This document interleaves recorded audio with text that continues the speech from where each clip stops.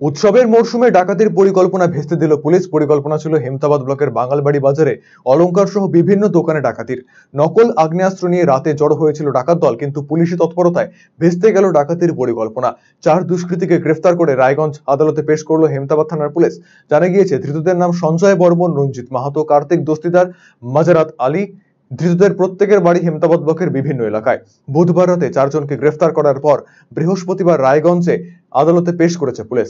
হেমতাবাদ থানার পুলিশ জানিয়েছে, ধৃতরা ডাকাতি সহ বিভিন্ন মামলায় জেল খেটেছে। বুধবার রাতেও বাঙালবাড়ি এলাকায় ডাকাতির জন্য জড়ো হয়েছিল প্রত্যেকেই। পুলিশ দেখে কয়েকজন পালিয়ে গেলেও 4 জনকে গ্রেফতার করে পুলিশ। উদ্ধার হয়েছে নকল পিস্তল, লোহার অস্ত্রশস্ত্র। পুলিশের এই সাফল্যে খুশি হেমতাবাদ ব্যবসায়ী কল্যাণ সমিতি সম্পাদক তরুণ কুণ্ডু। তিনি বলেন, পুলিশের তৎপরতায় রক্ষা পেয়েছেন ব্যবসায়ীরা, তার জন্য তিনি ধন্যবাদ জ্ঞাপন করেছেন। তবে পুলিশকে আরো তৎপর হওয়ার আবেদন জানিয়েছেন তিনি।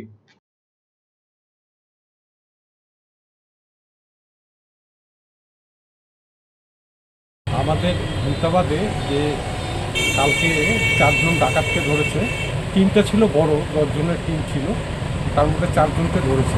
খুবই আনন্দের ব্যাপার এবং প্রশাসনকেও ধন্যবাদ দিতে হয়।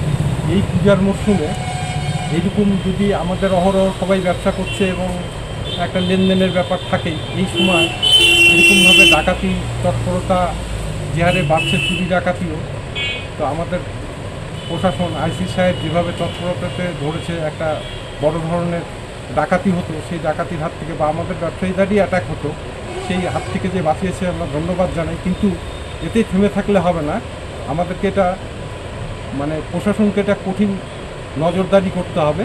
এ সময় অহরহ চারিদিকেই এই একই রকম অবস্থা চলছে। এই জিনিসটাকে প্রশাসনকে আমরা আরও বলবো, আরও সচেতন থাকতে। অফার মানে খোসলা, এক ভরপুর স্বপ্ন, আপনার নিজের দোকান, একান্ত আপন। খোসলা ইলেকট্রনিক্স, সবকিছু এখানে, আপনার ঘরের আনন্দ এই মধুর বনে। পুজোয় এবার সবার মুখে হাসি, কারণ খোসলায় অফার্স রাশি রাশি। ভীষণ খুশি মন এবার, খোসলা প্রিয় আমাদের সবার। খোসলা ইলেকট্রনিক প্রাইভেট লিমিটেড, ঠিকানা মোহনবাটি বাজার, রায়গঞ্জ। রায়গঞ্জ জেলা আদালতের বিপরীতে।